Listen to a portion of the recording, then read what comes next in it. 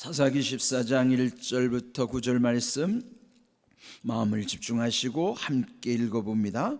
삼손이 딥나에 내려가서 거기서 블레셋 사람의 딸들 중에서 한 여자를 보고 올라와서 자기 부모에게 말하여 이르되 내가 딥나에서 블레셋 사람의 딸들 중에서 한 여자를 보았사오니 이제 그를 맞이하여 내 아내로 삼게 하소서 하매 그의 부모가 그에게 이르되 내 형제들의 딸들 중에나 내 백성 중에 어찌 여자가 없어서 네가 할례받지 아니한 블레셋 사람에게 가서 아내를 맞으려 하느냐 하니 삼손이 그의 아버지에게 이르되 내가 그 여자를 좋아하오니 나를 위하여 그 여자를 데려오소서 하니라.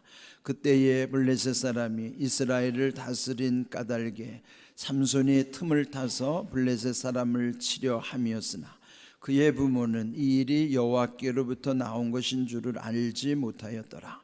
삼손이 그의 부모와 함께 딥나에 내려가 딥나의 포도원에 이른즉 젊은 사자가 그를 보고 소리 지르는지라. 여호와의 영이 삼손에게 강하게 임하니 그가 손에 아무것도 없이 그 사자를 염소 새끼를 찢는 것 같이 찢었으나 그는 자기가 행한 일을 부모에게 알리지 아니하였더라. 그가 내려가서 그 여자와 말하니 그 여자가 삼손의 눈에 들었더라. 얼마 후에 삼손이 그 여자를 맞이하려고 다시 가다가 돌이켜 그 사자의 죽음을 본즉 사자의 몸에 벌떼와 꿀이 있는지라. 손으로 그 꿀을 떠서 걸어가며 먹고 그의 부모에게 이르러 그들에게 그것을 들여서 먹게 하였으나 그 꿀을 사자의 몸에서 떠왔다고는 알리지 아니하였더라. 아멘. 계속되는 이 말씀은 이스라엘 사사 시대의 12번째 사사 삼손에 관한 말씀입니다. 네, 이 삼손의 그 삶은 아주 파란만장하다는 것 이미 우리는 익히 알고 있습니다. 네, 우리 13장에서는 삼손이 태어나기의 그 과정 속에서의 그 아주 구체적인 말씀들을 그 마노아와 그의 아내와 또 하나님이 보내신 사자, 그 사자와의 그 대화 속에서 이 인물이 어떻게 출생하게 되는가에 대한 배경 설명이 13장에 나왔어요. 그런데 그 중요한 핵심은 여호와께서 여호와의 사자를 보내셨고 그 여호와의 사자의 이름이 이제 우리 지난번에 본 대로 기묘자, 그 기묘자는 장차 오실 예수님의 이름이라고 했죠. 그리고 그 끝에 마침내 그 삼손이 태어났는데 13장 25절을 보면은 여호와의 영이 그 삼손을 움직이기 시작하였더라. 그러니까 여호와의 영이 성령이죠. 그러면 여호와 또 여호와의 사자인 기묘자로서의 예수님, 그리고 여호와의 영이신 성령, 그럼 오늘 우리가 믿는 삼위일체 하나님 성부 성자 성령께서 이미 그 시대에도 활동하셨다는 것을 우리는 여기서 이것도 깊이 묵상하지 않으면 이거 깨달을 수가 없어요. 저도 이번에 묵상하면서 깨달았거든요. 그러나 이거를 깨달으면 보면은 우리가 믿는 삼위일체 하나님이 예수님이 오셔서는 구체적으로 우리에게 나타내 주셨을 뿐이지 이미 구약 속에도 이렇게 여호와, 여호와의 사자, 여호와의 영이라고 하는 삼위일체 하나님의 흔적이 있는 거예요. 근데 그거를 깊이 묵상하지 않으면 몰라요. 저도 몰랐어요. 이번에 묵상하면서 내가 무릎을 쳤어요. 이미 구약 속에도 삼위일체 하나님이 이렇게 연합하셨구나. 그런 이 진리를 깨달으니까 얼마나 마음이 막 기쁨이 오는지요. 그런데 이제 오늘 읽은 14절에 보면은 마침내 태어난 삼손이 어떻게 그 지금 이 블레셋과 그 관계를 이루어 가는가. 당시 블레셋은 이미 앞에서 언급된 것처럼 강대한 나라라고요. 그 가나안에서 제일 막강한 부족으로 그 시대에 이미 철을 다룰 만큼 철기 문명이 그 블레셋에 있었어요. 그러면 철 연장으로 무기를 만들 정도면은 어떻게 그 민족을 상대하겠습니까? 그런데 무려 그 블레셋으로부터 40년 동안이나 통치를 받은 거예요. 우리가 일본의 압제를 당한 게 35년 동안인데 그보다도 많은 40년 동안에 억압당했다고 하면, 그리고 착취를 당했다 하면 그 고통은 뭐 이루 헤아릴 수 없겠죠. 이제 그때 이 마치도 영웅 같은 이 삼손이 태어나는 것입니다. 자, 오늘 읽은 말씀 1절 보면은 삼손이 딥나에 내려가서 거기서 블레셋 사람의 딸들 중에 한 여자를 보고, 성경의 언어는 물론 이제 그걸 사실대로 해석하는 것과 그 속에 숨겨져 있는 은유적 표현도 있어요. 그렇다면 내려간다고 하는 것은 우리 보통 방향이 높은 곳에서 낮은 곳으로 그렇게 이해할 수도 있고, 또 하나는 영적 의미로 내려간다는 것은 안 좋은 표현이기도 하죠. 우리의 믿음이 내려가면 안 되잖아요. 믿음은 항상 유지하거나 더 좋은 쪽으로 나가야지, 믿음이 내려가고 믿음이 떨어지는 건 좋은 상황이 아닌 거예요. 그런데 지금 이 삼손이 내려갔다는 것은 물론 높은 곳에서 낮은 곳으로 갔다는 첫 번째 의미와 두 번째 의미는 영적으로도 내려가는 의미를 알 수 있어요. 뭐 그럴 수밖에 없는 것이, 블레셋이라는 것은 하나님을 알지 못하는 아주 죄가 극심한 곳이니까 뭐 거기는 어쩔 수 없이 영적으로 내리막길일 수도밖에 없겠죠. 그런데 그곳에서 블레셋 사람의 딸들 중 한 여인을 보았다. 여러분, 우리 본다는 게 중요한 겁니다. 그러니까 처음에 선악과를 따먹게 된 것도 그거에 보게 됨으로부터 탐심이 일어나서 보암직도 하고 먹음직스럽기도 하고 그런 유혹이 온 것이죠. 그걸 우리가 흔히 견물생심이라고 그래요. 견물, 어떤 물건이든지 어떤 사물이든지 견은 본다는 거예요. 그러면 생심, 마음이 생긴다는 거지. 그 생심의 심, 마음의 그 욕심이에요. 탐심이에요. 갖고 싶은 마음, 어떻게든지 그거를 뺏고 싶은 마음, 이런 탐심이 들어오는 겁니다. 그래서 우리가 볼 때 조심해야 돼요. 그 보는 것 가운데는 제대로 봐야 되고, 또 중요한 건 뭐냐면 그 보여지는 곳에 유혹이 오는 거예요. 그러니까 유혹은 내 안에 욕심을 자극하기 때문에 잘못 보면은 이제 거기에 묶이게 되는 거고, 매이는 것이고, 갇히는 것이고, 막히게 되는 현상, 원인이 되는 거예요. 그러니까 잘 봐야 됩니다. 잘 보려면 어떻게 봐야 돼요? 주님을 통해서 보면 문제 없어요. 그러니까 우리가 보는 것도 내 눈으로 보면은요 유혹을 이길 수 없어요. 왜 우리가 항상 주님을 바라봐야 되는가? 왜 주님을 바라보라 했는가? 주님을 바라보면서 주님을 통해서 세상을 보는 거예요. 그러면은 문제가 없어요. 그게 쉽지 않죠.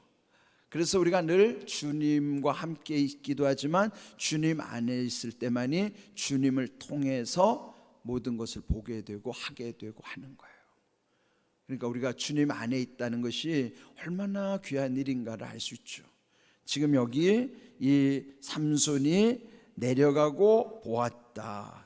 이제 이런 것 속에서 우리가 영적으로 어떻게 이렇게 방향, 또 이런 상황과 또 보여지는 형편 속에서 우리가 어떻게 살아야 되는가를 여기서 한번 점검을 해보는 것이죠. 그런데 이렇게 그가 거기 가서 한 여인에게 이제 마음이 든 거예요. 그리고 와서 3절 부모에게 말하기를 그 여인과 이제 혼인하게 해달라는 것이죠. 그때 부모는 마음에 이제 염려가 생기는 거예요. 왜 그럴까요? 이방 여인, 하나님 알지 못하는 이방 여인. 자, 그래서 결국은 그 부모가 말하기를 형제 중에 내 백성 중에 여자가 없더냐, 그 할례 받지 아니하는 그 부정한 블레셋 사람에게서 아내를 얻으려고 하느냐.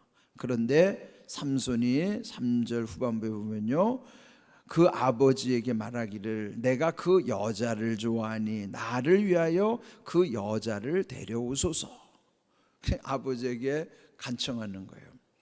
그때 14절 그때에 블레셋 사람이 이스라엘을 다스린 까닭에 40년 통치의 그 고통의 세월이죠. 근데 여기 중요한 단어가 두 번째 줄이에요. 4절 둘째 줄에 보면은 삼손이 틈을 타서 블레셋 사람을 치려 함이었으나 그 부모는 이 일이 여호와께로부터 나온 것인 줄은 알지 못하였더라. 요 말씀 중요해요. 지금 삼손이 이렇게 하는 것은 아주 지혜와 전략을 가지고 상대하는 거예요. 왜 접근하고 왜 그 여인을 만나려고 하는가? 여기 보면 삼손이 틈을 보는 거예요. 어차피 블레셋을 치려면 그 블레셋 속으로 들어가서 그 블레셋의 틈을 봐야 되잖아요. 그 틈새 공략을 하려고 접근하는 중인데, 그런데 그 부모는 하나님으로부터 그게 나온 것인 줄을 알지 못했다. 그럼 여기서 이게 뭐예요? 지금 물론 보여지는 현상은 내려가는 것이고, 보여지는 것이 이게 이방 여인과 이렇게 하는 것이 삼손은 하나님의 뜻으로 지금 하고 있다는 거예요. 그러나 부모들은 알지 못했다. 이제 이게 보이는 게 다가 아니라는 거예요. 이럴 때 우리가 무슨 일을 할 때 보면은 보이는 것만 알지 보이지 않는 이 하나님의 뜻은 알 수가 없어요. 그래서 지금 여러분이 염려하는 것이 하나님의 섭리 가운데 이루어지면 그건 염려할 것도 없어요. 그러나 이게 하나님의 섭리가 아니기 때문에 문제인 것이죠. 삼손은 틈을 보고 지금 하나님이 이렇게 하신다는 것, 블레셋을 치려고 하는 것, 이것이 하나님으로부터 나온 것인데 그 부모는 알지 못했다. 그러니까 삼손이 지금 앞에서도 여호와의 영, 성령께서 그를 움직이기 시작한 것처럼 지금 이 삼손은 그래도 하나님의 뜻을 잘 분별하고 있다는 것을 말씀하고 있는 거예요. 그런데 문제는 부모들이 볼 때는 그저 보이는 것만으로 판단할 수밖에 없다. 그렇다면 우리도 보이는 것이 다가 아니지만 그 보이지 않는 부분은 우리가 하나님 앞에 기도해야만 지혜를 얻을 수가 있고 하나님이 깨우쳐 주셔야만 알 수 있는 부분이에요. 그래서 우리가 항상 하나님께 물어야 하는 이유라고. 내가 모르는 것에 대해서는 지금 보이는 것 가지고 판단할 수도 없어요. 지금 삼손이 하려고 하는 일과 부모들이 보는 일은 이게 서로 지금 다른 거 입장이. 그런데 여기서 중요한 부분이 뭐냐면 틈이라고 하는 거예요. 그러면 여기 삼손은 틈새 전략을 가지고 접근하는 것이지만 사실은 이 틈새 전략의 달인은요 마귀입니다. 마귀는 우리의 틈새를 얼마나 잘 노리는지 몰라요.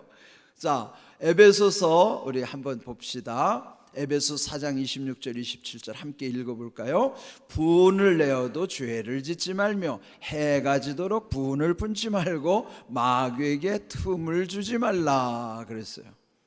자, 마귀에게 틈을 주지 말라는데 마귀는요 틈새 전략가예요. 근데 여기 틈을 주지 말라고 하면서 뭘 강조했어요? 분이 뭡니까? 분노, 화내는 거예요. 그러니까 화를 내면 당장 마귀는 달려온다고요. 틈새를 보는 거예요. 그러니까 우리가 화나는 순간에는 마귀가 이미 와 있다는 거예요. 여러분 잘 생각하셔야 돼요. 이거 화라는 걸 단순하게, 물론 화도 좋은 화가 있어요. 예수님도 화냈잖아요. 거룩함이 훼손될 때 화내는 건 좋은 화예요. 거룩함 앞에 화를 안 내는 건 그건 잘못된 거예요. 거룩함이 훼손될 때는 화를 내는 거예요. 그런 화는 좋은 화예요. 그런 분노를 의분이라고 그러죠. 의로운 분노. 예수님이 화를 내신 건 의로운 분노예요. 성도도 의로운 분노를 하셔야 된단 말이에요. 그러나 여기서 말하는 우리의 사생활 속에서 사소한 것 가지고 화내지 말라 말이에요. 분을 품지 말아라. 왜? 그러면서 분을 낼 때 조심할 거, 죄를 지을 수 있기 때문에 분을 내어도 죄는 지으면 안 된다. 그리고 분을 품는 유효기간은 해가 질 때까지 분을 품으면 안 된다. 그러면 하루를 넘기면 안 된다는 거예요.